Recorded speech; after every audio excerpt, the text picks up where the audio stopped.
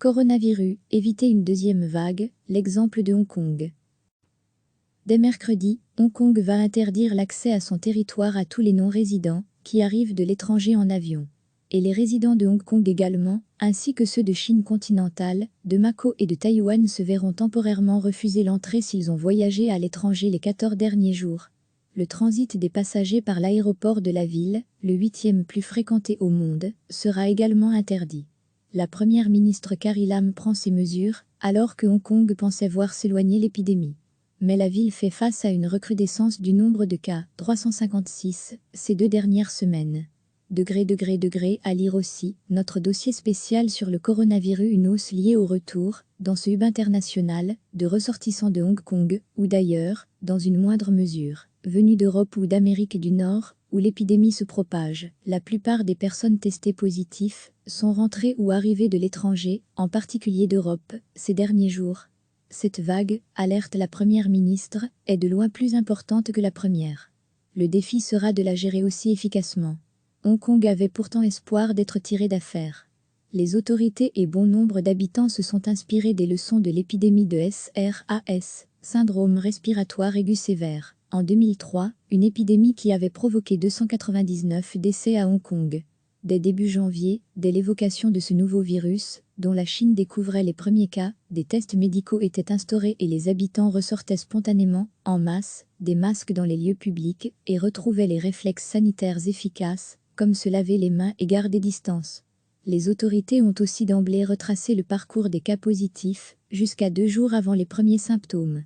Et elles publient une carte, actualisée, qui géolocalise avec précision tous les immeubles des personnes en quarantaine. Ces efforts collectifs et individuels ont permis jusqu'ici de contenir le virus.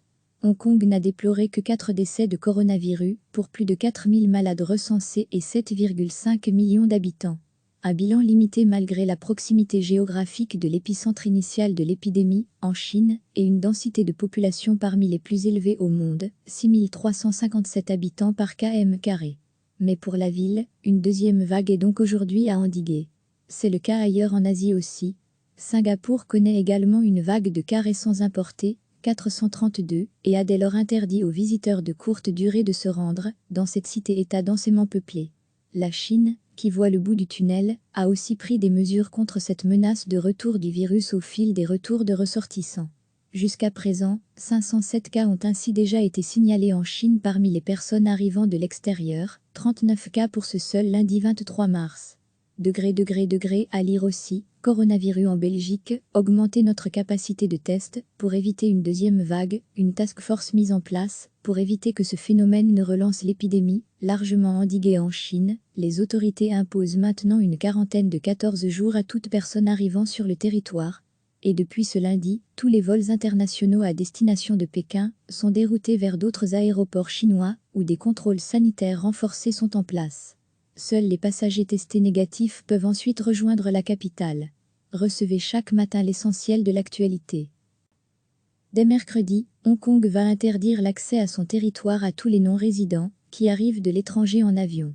Et les résidents de Hong Kong également, ainsi que ceux de Chine continentale, de Macao et de Taïwan se verront temporairement refuser l'entrée s'ils ont voyagé à l'étranger les 14 derniers jours.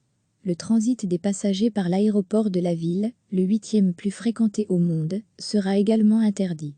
La première ministre Carrie Lam prend ces mesures, alors que Hong Kong pensait voir s'éloigner l'épidémie. Mais la ville fait face à une recrudescence du nombre de cas, 356, ces 2 dernières semaines.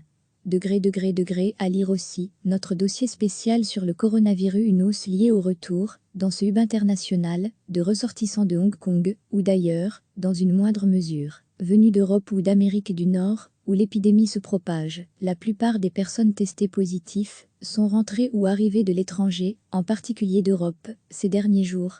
Cette vague, alerte la première ministre, est de loin plus importante que la première. Le défi sera de la gérer aussi efficacement. Hong Kong avait pourtant espoir d'être tiré d'affaire. Les autorités et bon nombre d'habitants se sont inspirés des leçons de l'épidémie de SRAS, syndrome respiratoire aigu sévère, en 2003, une épidémie qui avait provoqué 299 décès à Hong Kong.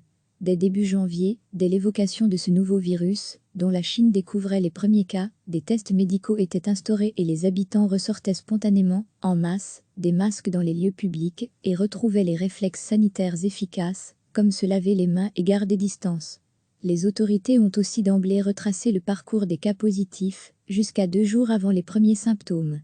Et elles publient une carte, actualisée, qui géolocalise avec précision tous les immeubles des personnes en quarantaine. Ces efforts collectifs et individuels ont permis jusqu'ici de contenir le virus. Hong Kong n'a déploré que 4 décès de coronavirus, pour plus de 4000 malades recensés et 7,5 millions d'habitants.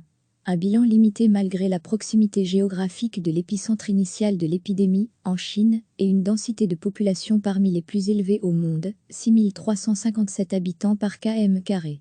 Mais pour la ville, une deuxième vague est donc aujourd'hui à endiguer. C'est le cas ailleurs en Asie aussi. Singapour connaît également une vague de cas récents importés, 432, et a dès lors interdit aux visiteurs de courte durée de se rendre dans cette cité-État densément peuplée. La Chine, qui voit le bout du tunnel, a aussi pris des mesures contre cette menace de retour du virus au fil des retours de ressortissants. Jusqu'à présent, 507 cas ont ainsi déjà été signalés en Chine parmi les personnes arrivant de l'extérieur, 39 cas pour ce seul lundi 23 mars. À lire aussi, coronavirus en Belgique, augmenter notre capacité de test, pour éviter une deuxième vague, une task force mise en place, pour éviter que ce phénomène ne relance l'épidémie, largement endiguée en Chine, les autorités imposent maintenant une quarantaine de 14 jours à toute personne arrivant sur le territoire. Et depuis ce lundi, tous les vols internationaux à destination de Pékin sont déroutés vers d'autres aéroports chinois, où des contrôles sanitaires renforcés sont en place. Seuls les passagers testés négatifs peuvent ensuite rejoindre la capitale. Cliquez sur s'abonner pour recevoir les dernières nouvelles.